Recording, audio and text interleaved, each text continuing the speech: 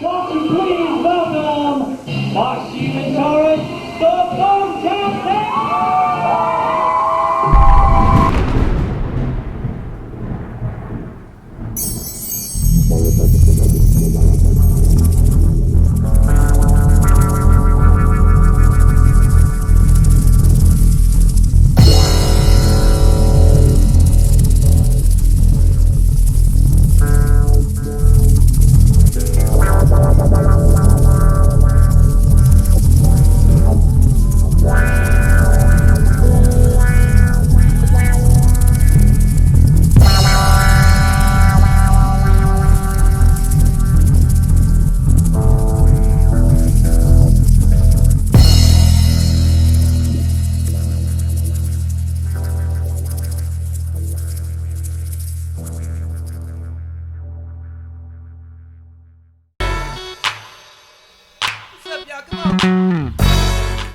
The Funktastics, you know, we're a dynamic duo. We're like Batman and Superman, you know.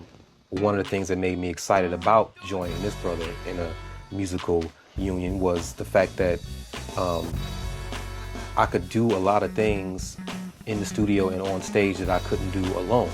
So, you know, I got to harmonize with somebody, you know, I got to write songs with somebody, I got to, you know, go over musical ideas. So the Funktastics is two people creating something special musically. So, you know, he's from New York, I'm from Detroit, and, you know, they're both really musical places. So we bring in those two rich histories together to create some of the funkiest ever. That's the Funktastics to me. Swear, John. How it all came together. We were working together musically. Taurus is an amazing producer, and we were working on some stuff for myself as a solo artist, and I thought, why don't we just become a duo? You know, at the time there was no duos out. I think the only one was Casey and JoJo, and I'm not even sure if they were out. I'm not even sure if they were out at the time. I think what happened, they had been out, but there hadn't been a duo, and I just thought, you know, maybe that would be more appealing. And I also thought like it would be cool to work with my buddy, you know, he's a good friend and admired his talent. So I just thought, yeah, that would be cool. And he actually turned me down first. He said no. Do we have to tell that story? Can we cut? He said no. He said no. Pull a limo up. He said, I don't do groups.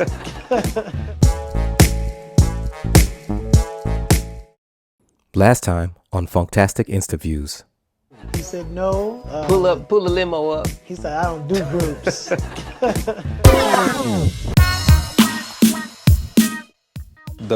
When he had the idea, I think the first time I turned it down, I just thought,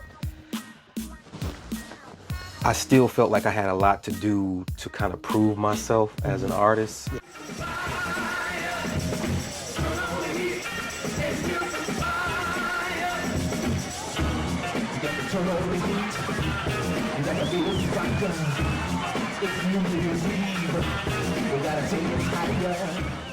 But it was definitely the best idea. I think the best idea he had. Right. That I accepted. It came together very easily after he agreed. Yeah. It just seemed like right. We didn't really have a hard time trying to figure out what songs we had to do, how we were going to look, how we were going to sound. Yeah. It just kind of came together on its own. And, you know, I created the name The Funktastics. Yeah. Let me get all my credit now. Right. It was like an epiphany. We were on the phone. Yeah. And I think I was walking up Hollywood Boulevard or something, and it was like, I think I said that would be Funktastic, or you said that would be Funktastic. One of us said that, and then... I think it was like the whole fantastic thing. I think one said, well, that'd be fantastic. And I was like, that'd be Funktastic. Yeah. And I was like, that should be our name, Yeah. The Funktastic. Yeah. So it just kind of stuck, and everybody loves it. When we walk into a room, Patent two of pending, us, trademark sending. someone says, they go to Funktastics. Yeah, yeah. And it's always really cool.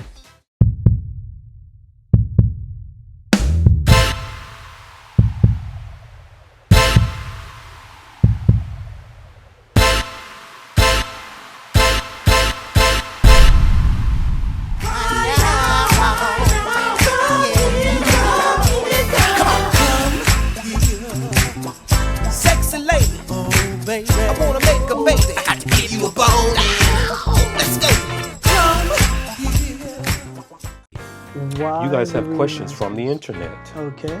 Why the remasters, EP, and possible new album? New album? New album. We've been in the Did you studio. record something? Did you write something? Yeah. You want to talk about that? So the remasters, we made this music long ago, and we did so much with it.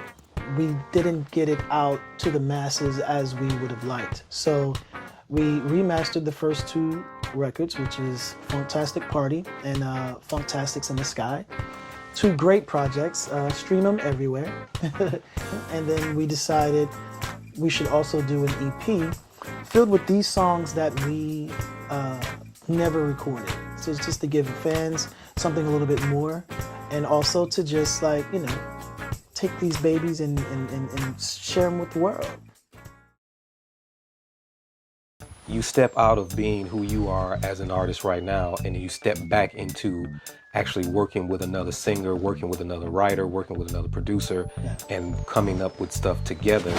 But it just clicked back instantly. It didn't even seem like it took what do we really want to do here? What is the main goal? It was just like the Funktastics. We were just like jumping in a pool. Yeah. But for me, I think the re-release and remaster and EP is just, again, to bring such great music that we made back in the day into today's time and let people hear it all over the world again, but with all these new streaming services and social media and TikTok and all the places that we love and that we kind of frequent every day, So remastering, remixing, new EP, it's gonna be fire. So let's talk about the songs on the EP. So we have Can You Get With It /Stone Bar. Tell us about that. Come on, stomp your feet, do that dance. Stone Bar, raise them up. No, Stone Bar was dope because it was named after the residency that we had in Thai Town, Hollywood. Right. And the owner, Carl Percival. Yeah, the owner who was so dope. He did our amazing. Lighting. He did everything. He helped out with everything, amongst other people. I don't even remember how it was conceived, but it's one of those. Because you wanted to play the bass. I did. I wanted my own time to play the bass and get a solo in, but also we had so much freedom to do whatever we wanted, but we always wanted to open the show big. But we created this intro, and it was just talking about, the Funktastics are here, and can you get with it? Can you jam with us? Can you funk with us? It's like an opening jam session. Funky. If you didn't know, I'm not used to this. I'm normally an all-out kind of guy. I like to play around, in and out, I'm quick. I made a vow that I never can say the night. 'Cause I'm not looking for no spring chicken. I need a woman like me. If you can dig it, I will be willing to bring your loving on down to compliment me. Can you handle it, sugar? I don't think you can, mama. Jump up on this rope and then ride into the sun until the moon sets in, and it's time to change positions. I'll find the places, baby, you just find the faces. 'Cause I'm not looking for no spring chicken. I need a woman like me. Yeah. If you can dig it, I will be willing to bring your loving on down to compliment me. So ladies, if you're feeling what we're saying, meet the Funktastics in the VIP. Yeah. 18 and over. What's next? Compliment me. Compliment me. Are we going to perform for the people right now? All right, let's go. Let's go. Compliment Me came from all the jam sessions. Like, we would get a bunch of people together at his apartment in Hollywood and just drink and pick up the tambourine and just harmonize with each other. Harmonize and jam on the guitar, and whatever we came up with, a lot of that stuff didn't really come into being a song. But this Compliment Me, he wrote the whole damn song, and everybody had their own little parts to do. And then eventually we started doing it at the Stone Bar. We would do these after parties, and the after party, we would just let everybody up on stage to sing and everything. So Compliment Me was one of those things where we would always do it at the club, but we never physically recorded it in the studio. So now you get to hear this song that was never recorded. Yeah. It's pretty dope. It's a little gem. Yeah.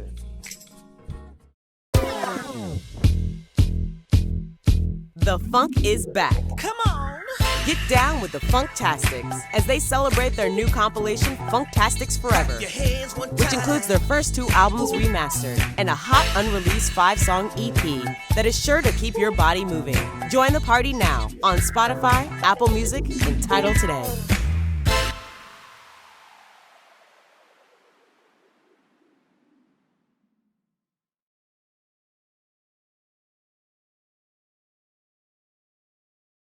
And then we have Hot.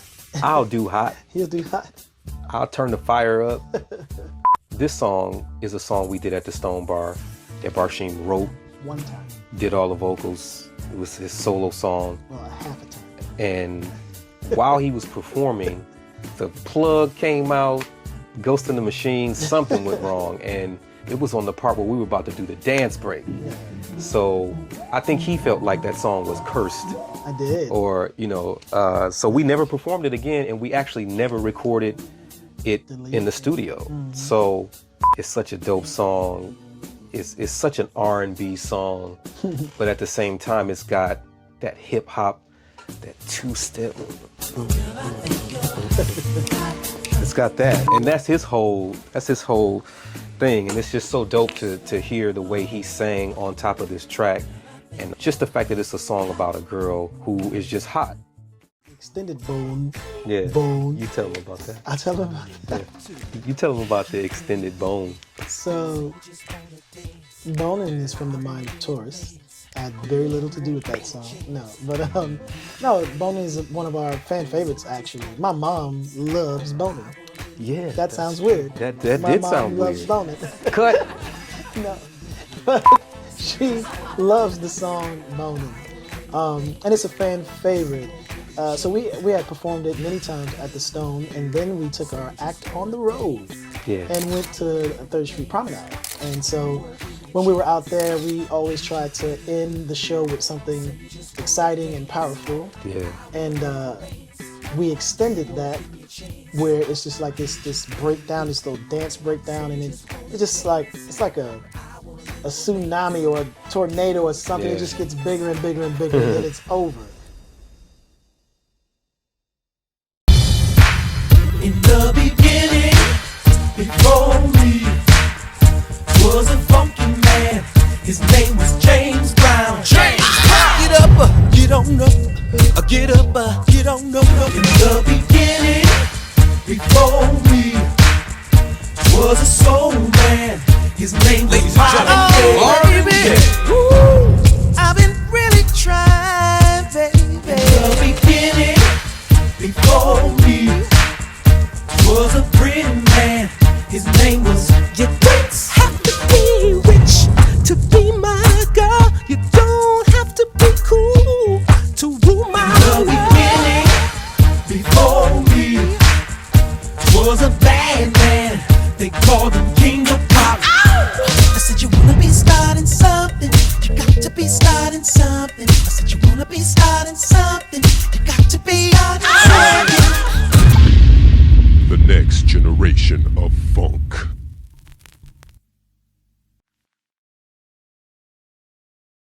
What's next? What's next? Homage. Oh. So homage is exactly what it is. It's us paying homage to our inspirations. Yeah. And we came together as the Funktastic supergroup. And we brought our influences with us. So, my favorite artist is Marvin Gaye.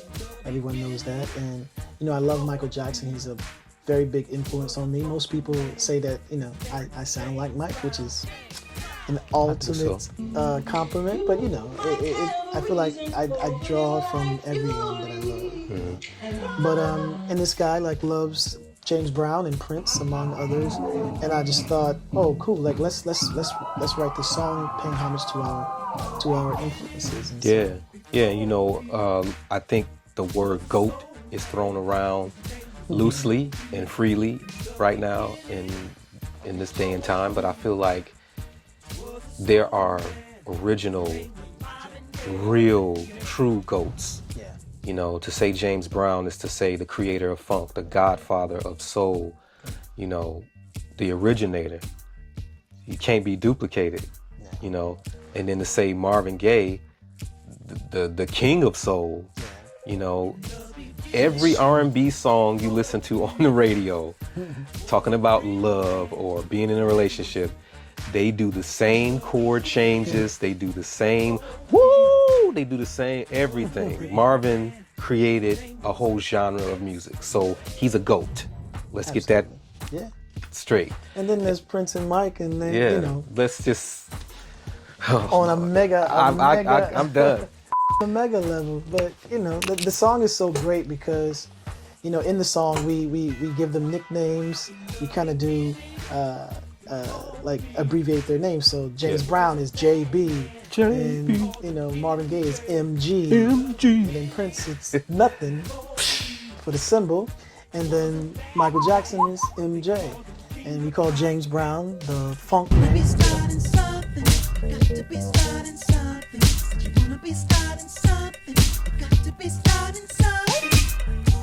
Marvin Gaye, the Soul Man. Yep.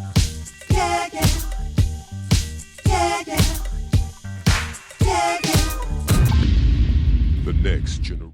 Prince, the pretty man.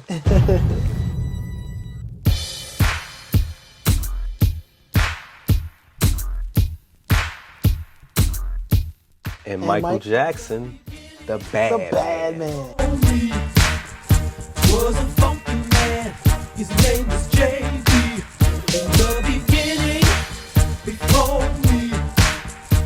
You know, so it's just a cool song, and everyone seems to love it. Whenever we do Prince and we just don't say his name, the crowd goes wild. They instantly get it. I sometimes always try to think, how do they know we're about to say Prince? I guess because we don't say nothing. We say and James they Brown. automatically know he's coming. We say Marvin Gaye, and then it's like they just know we're going to say Prince without even having heard the song. The music doesn't even let on that he's coming out. But it's so dope. And I think, you know, I was getting to the point to just talk about how Prince and Mike came from those two artists as well. Like there wouldn't be those artists without them. And then, so we're basically saying without the lineage of music, you know, to not be a son of an actual person or born into their family, but to have all of their characteristics inside of you as a creator is something that you must tell the world about. You must say, if you think I can sing, if you think I can dance, if you like the way I play guitar, if you like the way I make these harmonies, it's coming from this lineage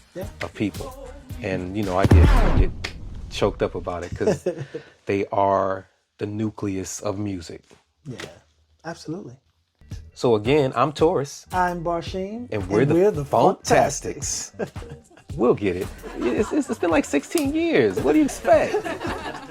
Don't date it. You want some Funktastics, baby?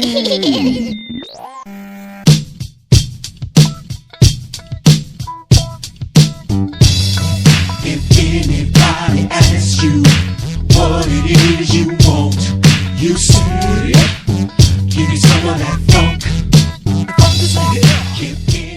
And it's, you know, it's interesting. I think around the time when we first started doing the Funktastics, people would say, "Oh, cool, that's old school music," and I thought to myself, "What? What do you mean, like old school? Like I understand that music keeps changing, and you know, you have the advent of hip hop and EDM and pop, and you know, a lot of different music that keeps generating. But if you play a Rick James song at a party, at a barbecue, little kids will get up and start dancing. Or a James Brown song. Like, a James Brown song. It's just a Prince song. A Michael Jackson song.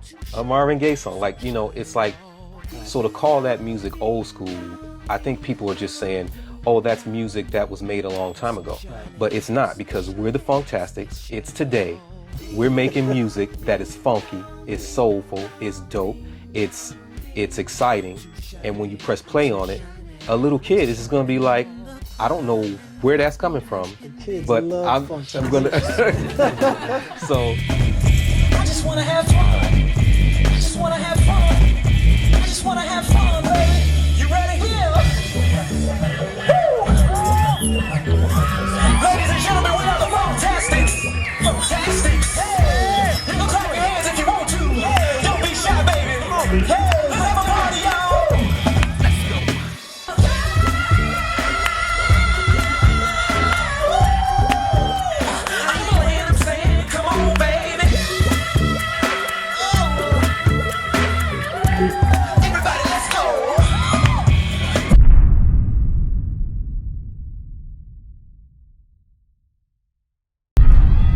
By popular demand, the 5-song EP Funktastics Forever is now available as a limited edition CD. Only 100 copies pressed. Each CD comes autographed by the Funktastics, with enhanced audio mastering by DJ Clean Music. This is a great collector's item just for the funky people. So act fast before they disappear.